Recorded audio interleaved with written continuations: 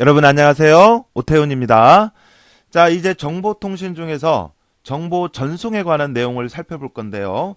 정보 전송이라고 하는 것은 이제 송신 측과 수신 측 간에 서로 주고받는 그런 걸 정보 전송이라고 하는데, 이 정보 전송을 하기 위해서 필요한 것은 이제 회선도 있을 것이고, 그 다음에 정확한 정보를 주고받기 위한 여러 가지 제어 방법, 전송 방법 이런 것들이 있을 거예요. 자, 그 중에서 이번 시간에는 정보 전송을 하기 위해서 사용되는 실질적인 정보가 이동이 되는 회선, 그래서 정보 전송 회선에 대해서 살펴보겠습니다. 자, 이번 시간에 학습할 내용을 먼저 살펴보면요. 자, 먼저 전송 선로의 기초 이론이라고 하는 걸 배울 거예요. 자, 전송 선로, 그러니까 송신 측과 수신 측이 있으면 이렇게 주고받을 때 이 회선상에 여러 가지 원인에 의해서 제대로 전송이 되지 않는 경우도 있거든요. 그래서 이제 그와 관련된 내용을 배우는 게 전송 선로의 기초 이론이 되겠고, 그 다음에 그러한 선로의 종류, 그 다음에 통신 속도, 그 다음에 통신 용량, 이런 내용들을 이번 시간에 다뤄보도록 하겠습니다. 자, 그럼 먼저 전송 선로의 기초 이론이라고 하는 이 부분을 좀 볼 건데, 자, 먼저 보면 전송 선로의 정기적인 1차 정수라고 하는 내용이 나오는데, 자, 이건 이제 무슨 얘기냐면요. 송신 측이 있고, 그리고 수신 측이 있어요. 자, 그래서 이 둘 간의 어떤 회선으로 이렇게 연결이 되었을 때, 둘 간에 아무런 문제 없이 정보를 주고받는다. 그러면 이제 상관이 없지만, 이 정보를 서로 주고받고, 또 이 회선이 노후화되고 막 이러다 보면 이 송신 측과 수신 측 간의 정보 전송에 있어서 영향을 주는 것들이 있어요. 자, 그런데 정기적인 면에서 전기 있잖아요. 정기적인 면에서 영향을 주는 요인을 먼저 찾아볼 거예요. 1차적으로 영향을 주는 요인. 그래서 그런 것들로는 뭐가 있냐? 저항이 있고요.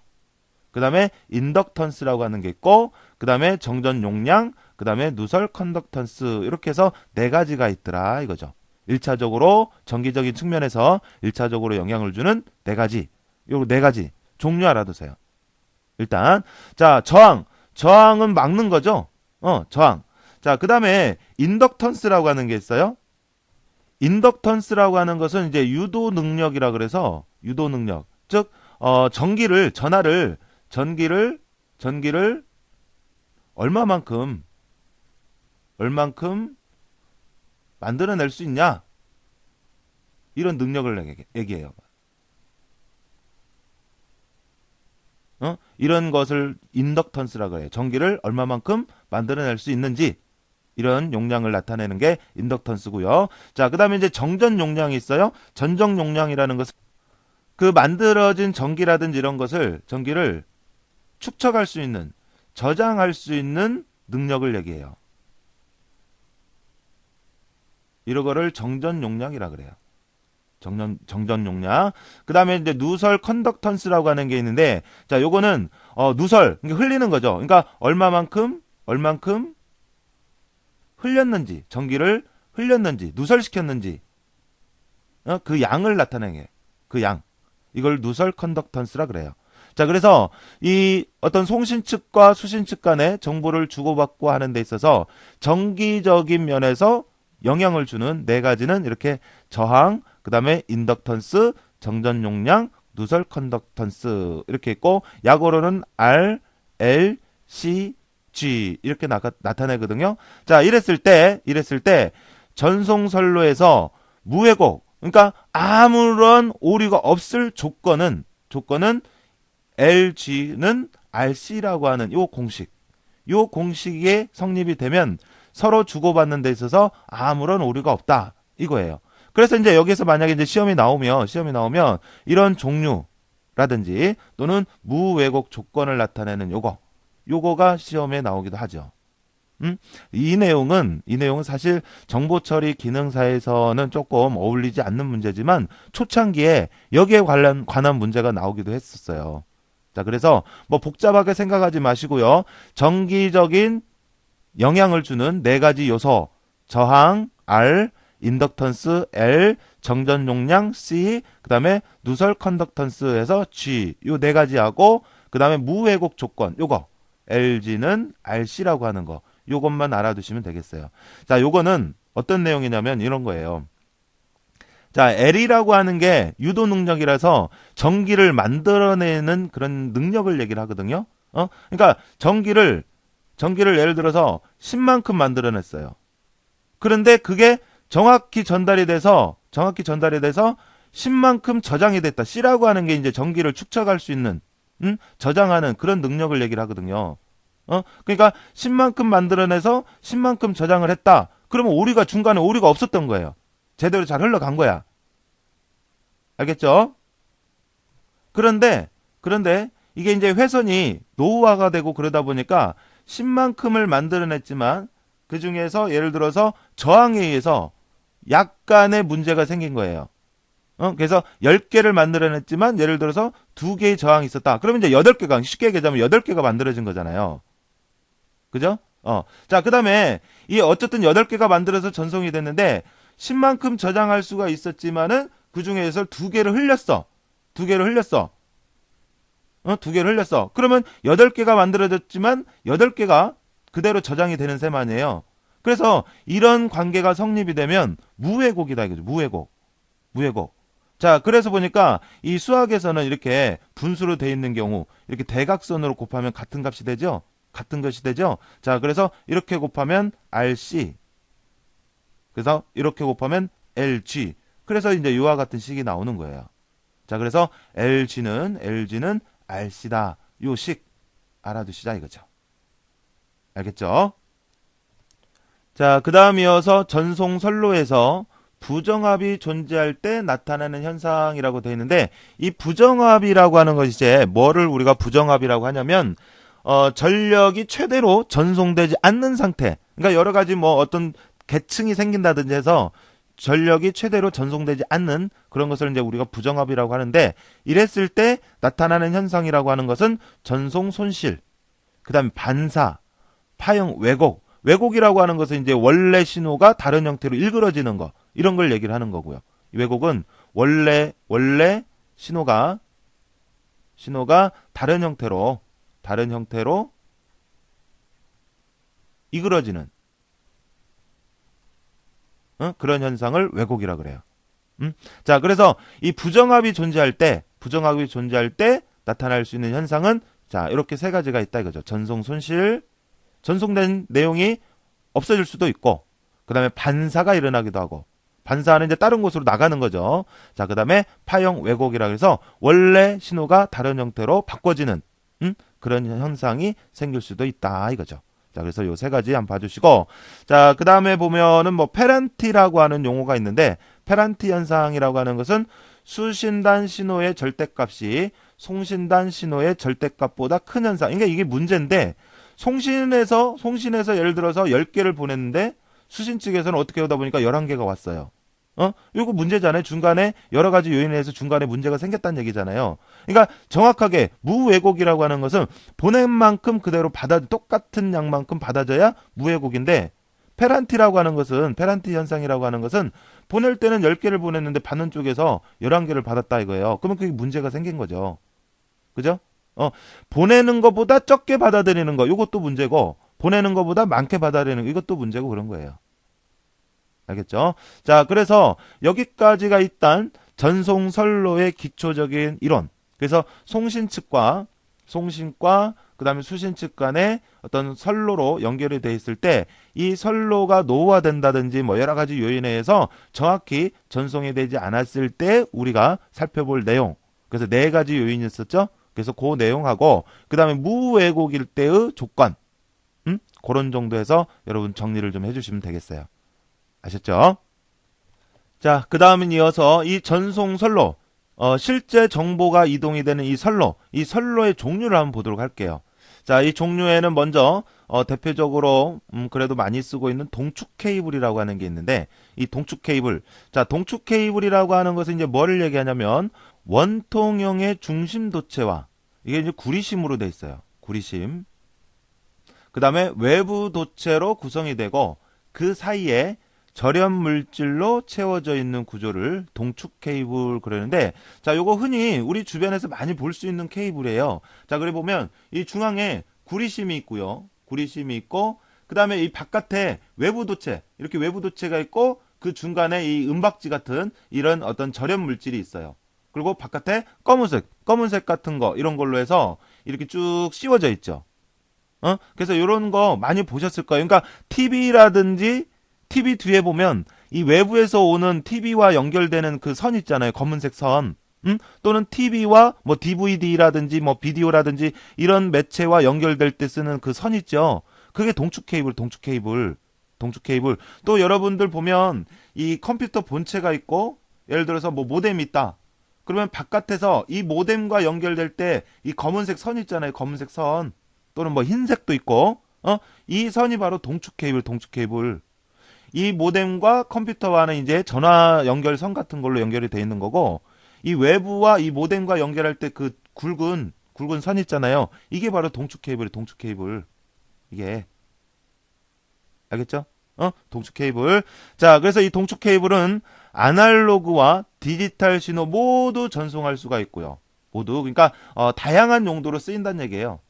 다양하게 사용되고 있고, 자, 그 다음에 케이블 TV 분배망 등에 사용되며 데이터 전송률이 자, 500Mbps 정도 가능하다라고 되어 있네요. 자, 그래서 동축 케이블은 일반적으로 그냥 흔히 사용하고 있는 그런 케이블이 되겠습니다. 동축 케이블. 자, 그리고 또 하나의 회선의 종류에 광섬유 케이블이라는 게 있어요. 광섬유 케이블. 자, 이 광섬유 케이블. 자, 요거 좀 중요하네요. 광섬유 케이블. 자, 광섬유 케이블은 뭐를 광섬유 케이블이라고 하냐면 유리를 원료로 해서 제작된 광섬유를 여러 가닥 묶어서 만든 케이블을 광섬유 케이블이라 그래요. 그러니까 원료가 유리로 되어 있어요. 가는 아주 머리카락 정도의 가는 유리로 된 그 섬유, 광섬유를 여러 가닥 묶어서 만든 케이블이 광섬유 케이블이에요. 광섬유 케이블. 그래서 광섬유 케이블은 이렇게 보면 이와 같이 생겼어요. 그래서 여기 보면 가는 선들이 있는데 이게 이제 주원료가 유리로 된 그 작은 얇은 광섬유들이죠. 그래서 이런 것들을 묶어서 케이블을 만든 거. 이게 이제 광섬유 케이블인데 이 광섬유 케이블은 빛의 전반사 원리를 이용을 해서 정보 전송을 한다라고 되어 있는데 이 전반사라고 하는 것은 빛을 100% 반사시키는 거. 이걸 전반사라고 하죠. 그래서 빛의 전반사 원리를 이용을 해서 정보를 전송한다. 빛이라고 하는 것은 속도가 굉장히 빠르잖아요. 그죠? 그래서 그 빛의 전반사 원리를 이용해서 정보를 전송을 하는데 전반사라고 하는 게 이제 이런 거죠. 예를 들어서 어떤 표면이 이렇게 쭉 있으면 빛을 여기서 쏴요. 그러면 이 표면에 닿았을 때 일부가 이렇게 굴절이 되기도 하고 일부는 이렇게 반사가 되기도 해요. 또 이거를 또 각도를 이렇게 조절하다 보면 또 어느 정도 굴절이 되고 또 어느 정도 이렇게 반사가 된단 말이에요. 그런데 이게 어느 시점이 되었을 때 이 쏘였던 이 모든 빛이 굴절이 되지 않고 그대로 100% 반사가 되는 거. 이거를 전반사라 그래요. 전반사. 100% 반사가 되는 거. 그래서 이런 왜곡 없이 100% 반사가 되는 전반사 원리를 이용을 해서 전송을 하는 게 바로 광섬유 케이블. 자, 그 다음에 이 광섬유 케이블의 구조는 코어, 클레드, 재킷이라고 하는 세 개의 부분으로 되어 있어요. 코어는 이 단면을 봤을 때 가장 안쪽에 있는 유리로 된 가장 안쪽에 있는 게 이게 코어고 그 바깥을 이렇게 싸고 있는 거 이게 이제 클레드라고 하는 게 클레드. 그러니까 이 바깥에 있는 게 이게 클레드고 그 안에 유리로 된 이 부분을 이제 코어라고 하고 그러죠. 코어. 그 단면을 잘랐을 때, 자, 그래서 빛이 통과해주는, 중심에 빛이 통과하는 부분이고, 클레드라고 하는 것은 그 코어를 감싸고 있는 건데, 코어보다 굴절 계수가 낮아 빛을 반사시킨다. 그러니까 이 코어보다 굴절 양이 적어서 빛을 반사시킨다라고 되어 있네요. 그러니까 이 코어가 안에 있는 거가 굴절 계수가 더 높은 거죠. 얘가 더 낫단 얘기는 알겠죠? 자, 그리고 재킷이라고 하는 게 있는데 재킷은 이 내부를 보호하기 위한 케이블 바깥에 둘러싸고 있는 이걸 재킷이라고 하고더라 이거죠. 자, 그래서 광섬유 케이블의 구조는 세 개의 부분으로 되어 있어요. 코어, 클레드, 재킷. 됐죠? 자, 그 다음에 이 광섬유 케이블에서 무엇보다 중요한 게 특징이죠. 특징. 자, 그래서 특징은 고속의 데이터 전송과 대량의 데이터 전송이 가능하다라고 하는 거. 자, 동축 케이블에 비해서 굉장히 빠른 속도를 가지고 있고요. 동축에 비해서. 왜? 빛을 이용을 하기 때문에. 그 다음에 전송량도 굉장히 많더라 이거죠. 동축 케이블에 비해서. 자, 그 다음에 보안성이 뛰어나다. 보안성. 자, 그래서 뭐 도청이 어렵다. 뭐 이런 말도 있고. 그래서 보안성이 뛰어나고, 그 다음에 감쇄율이 적대요. 감쇄율. 감쇄율이라고 하는 것은 신호의 세기가 점점점 약해지는 거거든요. 그러니까 신호의 세기가 약해지지 않는다 이거죠. 신호의 세기가 점점점 약해지지 않고 그대로 전송이 되는 그런 특징을 가지고 있다. 그리고 외부의 전자기적 영향을 덜 받는다. 그 다음에 크기가 작고 무게가 가벼우며 내구성이 강하고, 그 다음에 이제 단점이라 그러면 이제 설치 비용이 좀 많이 들고 접속이나 분기가 좀 어렵다. 그래서 전문 기술이 좀 필요한. 그러니까 일상적으로 우리가 지금까지는 그래도 일상적으로는 동축 케이블을 많이 쓰지만 아주 중요하고 또 어떤 특별한 경우에 이 광섬유 케이블을 이용을 하더라 이거죠. 왜냐면 비용이라든지 그 다음에 어떤 연결하고 하는데 전문 기술이 좀 필요하기 때문에 그렇다 이거죠. 자, 하지만 광섬유 케이블은 이러한 특징들을 가지고 있다. 알겠어요? 자, 크기도 작고 무게도 가벼우며 내구성이 강하고, 그 다음에 속도 굉장히 빠르고 전송량 굉장히 많고 보안성이 뛰어나고 감쇄율이 적고 외부의 영향을 덜 받고. 알겠죠? 자, 그래서 이런 특징을 가지고 있습니다. 자, 그 다음에 이 광섬유와 관련된 기타 내용을 좀 더 말씀을 드려보자면, 이 광섬유 케이블을 이용한 광통신 시스템의 구성이라고 하는 내용이 있는데요. 자, 송신 측에서 어떤 내용을 일단 보내려면 빛을 이용을 하기 때문에 이거를 멀리 보내기 위한 발광기에 의해서 전광 형태로 바꿔요. 보내기 위한 형태로 바꾸는 거죠. 그래서 그거를 이제 광섬유 케이블로 해서 전달이 되면 수신 측에서 그거를 이제 받아들일 수 있는 형태로 변화를 해서 수신부에서 이제 받는 거죠.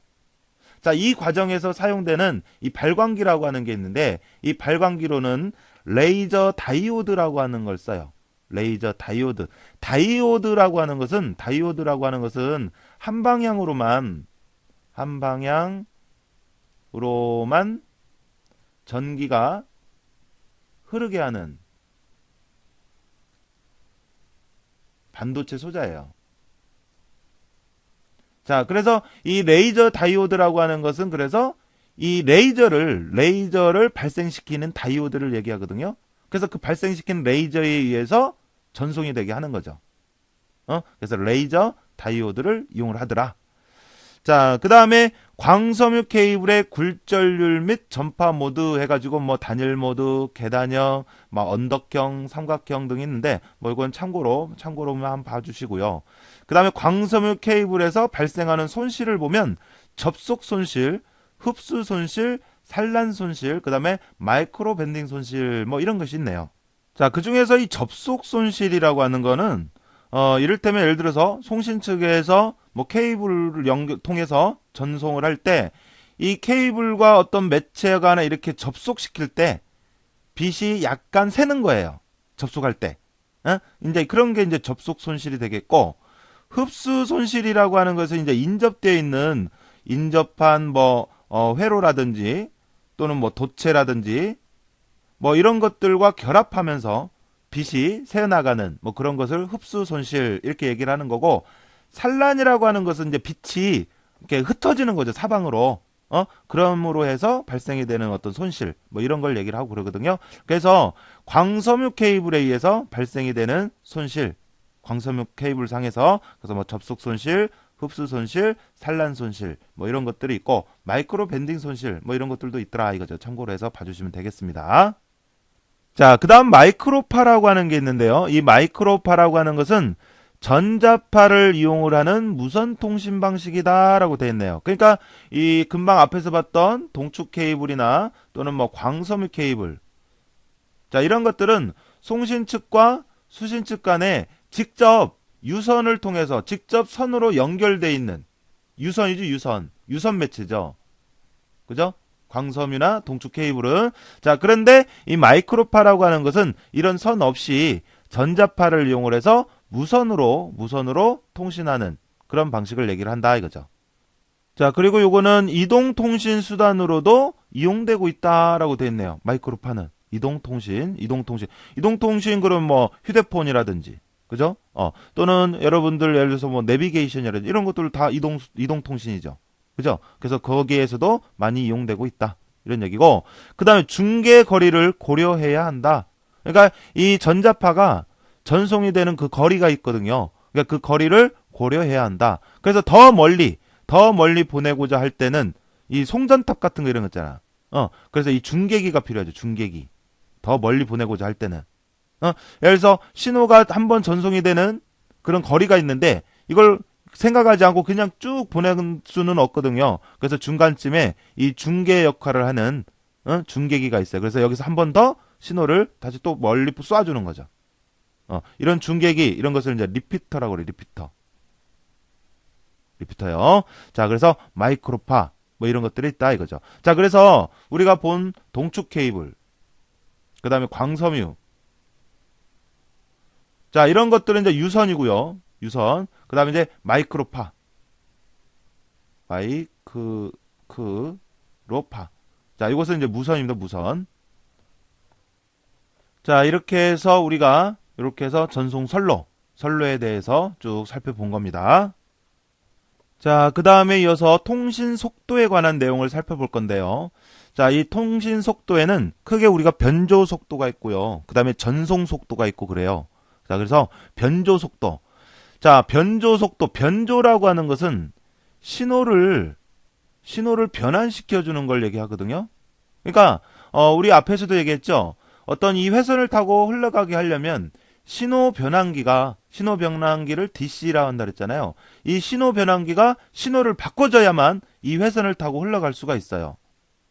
알겠죠? 자, 그래서 변조 속도라고 하는 것은 뭘 얘기하냐면 초당 신호의 변화 횟수가 몇 번 일어났는가 이거를 나타내는 거예요. 그러니까 이 신호 변환기가 DT라든지 자, 여기서 만들어진 신호를 이 회선을 타고 흘러가기 위해서 이 신호 변환기가 1초에 몇 번 신호를 바꿨냐 이거를 나타내는 거예요. 변조 속도는. 알겠죠? 그래서 초당 발생한 신호 변화의 횟수 이거를 우리가 변조 속도라고 하고 단위로는 보를 써요. 보. 알겠죠? 보. 자, 그리고 변조할 때 상태 변화수에서 그러니까 하나의 신호가 그 구성이 된 비트 수를 얘기를 하는 거예요. 신호당 비트 수.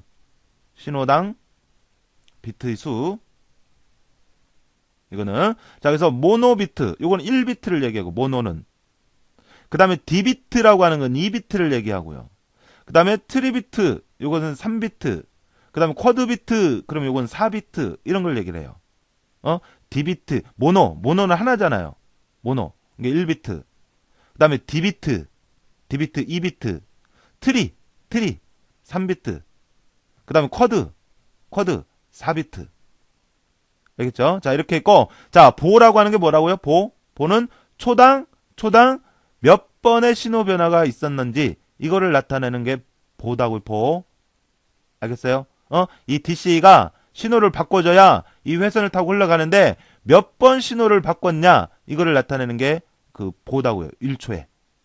알겠죠? 자, 그래서 변조 속도가 있고요. 자, 그 다음은 전송 속도가 있는데, 요거는 초당 1초에 몇 비트가 전송이 되었는지를 나타내는 거예요. 자, 전송 속도는 초당 1초에 몇 개의 비트가 전송이 되었냐, 이걸 나타내는 거예요. 단위는 BPS를 써요. 비트 퍼 세컨드. 그러니까 1초에 몇 개의 비트가 전송이 되었냐, 이거를 나타내는 게 이제 전송 속도, BPS다 이거죠. 알겠죠? 그래서 이런 BPS와 보를 이용해서 전송 속도를 구하는 식이 있어요. 전송 속도, BPS는 그러니까 1초에 몇 개의 신호가 전송이 되었는지 이걸 구하는 공식은 BPS는 변조 속도, 보 곱하기 신호당 전송 비트. 이건 이제 신호당 비트 수라고 보시면 돼요. 신호당 비트 수. 그러니까 하나의 신호가 몇 개의 비트로 되어 있는지 이걸 나타내는 거예요. 그러니까 예를 들어서 송신 측이 있고 수신 측이 있어요. 그래서 이게 쭉 연결돼서 1초에 몇 개의 신호가 전송이 되었는지를 알아보고 싶어요. 그런다고 했을 때 가령 예를 들어서 한 신호가 2비트로 구성이 되어 있다고 할게요. 한 신호가 2비트로 되어 있어. 한 신호가 그런데 이 신호 변화를 1초에 신호 변화를 100번 했다 이거 100번. 보라고 하는 것은 초당 신호 변화 횟수예요. 이게 1초에 100번의 신호 변화를 한 거예요. 그러니까 여기에서 송신 측에서 수신 측으로 보낼 때 2비트짜리 이게 한 신호인데 이거를 200개를 신호를 바꿨어. 200개를 2비트짜리 200개. 그러면 총 전송된 비트 수가 어떻게 되냐 이거예요. 이 둘을 곱해주면 안다 이거죠. 알겠어요? 한 신호는 2비트로 돼 있는데 그 2비트로 된 신호를 100번 신호를 바꿨다 이거예요. 100번 신호를 바꿨다는 얘기는 100번 전송을 했다는 얘기예요. 근데 그 100번 전송이 되는 하나하나에는 2비트씩 들어있던 거예요. 2비트. 그러니까 총 전송된 비트 수는 200개가 되는 거지. 200개 비트. 이 둘을 곱한 값. 그래서 변조 속도 곱하기 신호당 비트 수다 이거죠. 자, 그래서 예를 들어서 신호의 변조가 1600보이고 그러니까 1초에 1600개의 신호를 바꿨다는 얘기예요. 그 다음에 트리비트는 3비트를 얘기하고 그랬을 때 BPS를 구하라. 그러면 이 보호하고 이 비트 수하고를 곱해주라고요. 3비트짜리가 1600번 신호 변화가 있었다는 얘기는 그만큼 전송이 됐다는 얘기거든요. 알겠죠? 자, 그래서 1600 곱하기 3에서 4800 BPS가 되더라 이거죠. 어때 무슨 말인지 알겠어요? 자, 그러면 반대로 그럼 보호는 어떻게 구하냐 이거죠. 보호. 자, 여기서 보호를 구하려면 어떻게 해야 돼요? 이 식에서 BPS는 보호 곱하기 신호당 비트수인데 여기서 보호를 구하려고 보호를 구하려면 어떻게 해야 돼요? 여기 양변을 신호당 비트수로 나눠주면 되겠죠. 자, 그래서 보호를 구하려면 BPS를 단위 신호당 비트수 이걸로 나눠주면 돼요. 그러니까 요거 BPS 나누기 얘를 하면 된다고요. 그럼 보호가 구해지는 거죠. 알겠죠? 자, 그 다음 이어서 통신 용량이 있는데요. 자, 통신 용량은 단위 시간에 전송 회선이 최대로 전송할 수 있는 정보량. 이거를 통신 용량이라 그래요. 그러니까 이 회선을 통해서 이렇게 회선이 있는데 이 회선을 통해서 전송이 될 수 있는 정보량. 최대로 전송이 될 수 있는 정보량. 이걸 통신 용량이라고 하는데 뭐 통신 용량을 구하는 공식이 있어요. C. 통신 용량을 구하는 공식이 있는데 이것 가지고 계산하고 하라 이런 문제는 없습니다. 그래서 참고로 보시고 다만 보신다면 이런 통신 용량에 쓰여지는 이 식의 공식에 쓰여지는 이 내용 있죠. 이게 어떤 내용이 통신 용량에 영향을 주냐? 뭐 이거 그런 정도만 알아두세요. 대역폭, 신호 세력, 그 다음에 잡음 세력 이런 것들이 통신 용량에 영향을 주더라 이거죠. 그러니까 이런 것들을 이용해서 통신 용량을 구하거든요. 그래서 이 공식이 이렇게 만들어져 있는데 이 공식까지는 제가 외우라고 막 이렇게 말씀을 못 드리겠어요. 이거에 관한 문제가 나온 적은 없으니까. 그런데 이 통신 용량에 영향을 주는 요인들이 있어요. 이 공식에 적용이 되는 요소들. 그래서 대역폭이 있고 신호 세력이 있고 잡음 세력이 있더라 이거죠. 알겠죠? 뭐 그런 정도만 알아두시면 되겠고, 자, 그 다음에 이런 통신 용량을 향상시키기 위한 방법은 대역폭을 크게 한다. 그러니까 예를 들어서 이렇게 생각해요. 선의 굵기가 이런 거 하고, 그 다음에 뭐 이런 거 하고, 어느 게 더 용량이 더 크겠어요? 이게 더 크겠죠? 이렇게 해서 대역폭을 넓히자 이거죠. 대역폭을 크게 하면 되고, 그 다음에 신호대 잡음비를 늘린다. 이 말은 신호 세력은 늘리고 잡음 세력은 줄여준다 이 말이에요. 그러니까 우리가 실제 정보인 신호 이거 양은 늘리고 그거를 방해하는 잡음 이런 것은 줄여야 통신 용량이 늘어나겠죠. 그죠? 그래서 신호 전력은 늘리고 잡음 세력은 줄이면 되겠더라. 이런 얘기입니다. 자, 이렇게 해서 이번 시간에는 정보 전송 회선 회선에 대해서 쭉 살펴봤는데, 자, 그러면 여기와 관련된 문제들이 어떻게 출제가 되었는지 문제들을 한번 보도록 할게요. 자, 첫 번째 문제는 다음 중 전송 선로의 정기적인 1차 정수가 아닌 것은 그랬는데, 자, 여기 네 가지가 있었죠? 뭐 있었어요? 저항 있고, 그 다음에 인덕턴스 있고, 그 다음에 정전 용량, 그 다음에 누설 컨덕턴스. 이렇게 있죠. 네 가지가. 자, 그런데 도체 길이 뭐 이런 건 없습니다. 자, 그래서 답은 2번이 되겠고요. 자, 그 다음에 다음 중 전송선로의 무왜곡 조건은 그랬는데, 자, R은 저항, 그 다음에 C는 정전 용량, 그 다음에 G는 누설 컨덕턴스, 그 다음에 L은 인덕턴스라고 했을 때, 이거 뭐를 어떻게 구한다 그랬죠? LG는 RC. 요 공식이라 그랬죠. 맞아요? 그러니까 기본적으로 인덕턴스라고 하는 거에 의해서 전기를 예를 들어서 얼마만큼 만들었는데, 그 만들어낸 만큼 저장을 하게 되면 아무런 문제가 안 된다 이거죠. 그죠? 자, 그런데 전기를 만드는데 그거를 방해하는 요인이 있을 수도 있고, 그 다음에 이제 저장을 하는 과정에서 흘리는 그런 양이 있단 말이에요. 그래서 이 둘 간에 만약에 내용이 같다. 그러면 왜곡이 없는 무왜곡 조건이 되는데, 자, 그래서 여기 보면 이렇게 곱해주면 된다 그랬잖아요. 그죠? 자, 그래서 답은 1번이 되겠습니다. 자, 그 다음 3번은 중앙 내부의 구리 심선과 원통형의 외부 도체로 구성되고 그 사이에 절연물로 채워져 있으며 주로 케이블 TV라든지 뭐 군의 전송선로 이런 데 사용되고 있는 케이블은 뭐냐. 근데 우리가 이제 일상적으로 흔히 많이 쓰고 있는 게 동축 케이블이라고. 동축 케이블. 알겠죠? 그래서 여기서는 2번 동축 케이블이 답이 되겠고요. 자, 그 다음에 이제 4번은 광통신 케이블의 전송 방식에 이용되는 빛의 특징은 그랬는데, 광섬유 케이블이요. 자, 광섬유 케이블은 빛을 이용을 한다 그랬죠. 그런데 빛의 어떤 성질? 전반사 성질.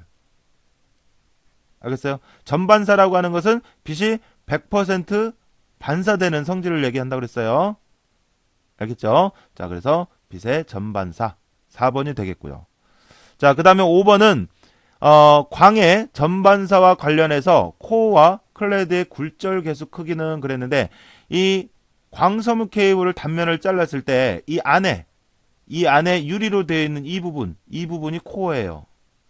그 다음에 이제 바깥에 있는 거, 이게 이제 클레드인데, 클레드. 자, 이랬을 때 이 바깥에 있는 이 클레드가 굴절률이 코어보다 낮다 그랬죠. 굴절률이. 자, 그러니까 얘가 이 코어가 굴절률이 큰 거예요. 자, 그래서 그런 내용을 찾아보면 클레드의 굴절 개수가 코어 쪽보다 크다. 반대네, 반대. 그죠? 그래서 코어의 굴절 개수가 클레드 쪽보다 크다. 이게 맞네요. 코어 쪽이 더 크다라는 말이. 그죠? 자, 그래서 답은 2번이 되겠습니다. 자, 그 다음에 6번은 광통신의 일반적인 특징이 아닌 것은 그랬는데, 자, 광대역이다. 그 다음에 뭐 대용량이고요. 그죠?